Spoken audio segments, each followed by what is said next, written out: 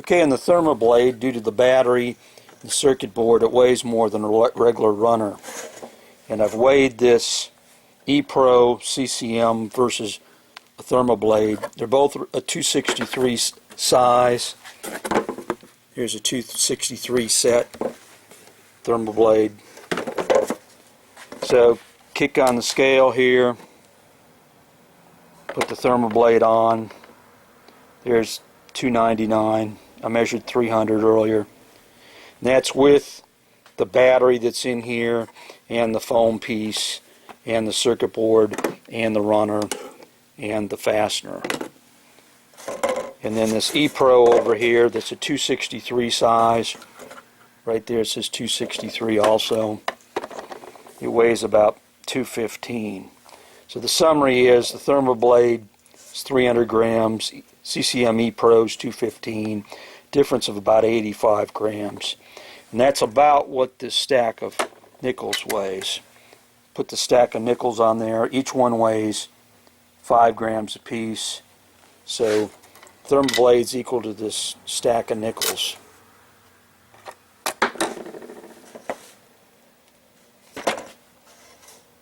So there's the difference, 85 grams. Put that on like that. Take the nickels off. Put that on. Within a gram or so. And somebody in a couple forums had mentioned that this weighs a lot more, and I was just wondering, check the similar size. The runner's on here. It's marked right here, 263L. And if you want to know where the most of the weight is, you can balance this. It's about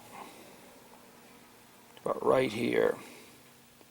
So you got a little bit more weight in the tail of this thing, the balance points. About right there. A regular runner is more toward the center. You get a little bit more weight toward the rear because of the battery pack. And if you look at this B&B clamp-on skate from the dark ages, that's 436 grams. You connect that up to an existing set of boots.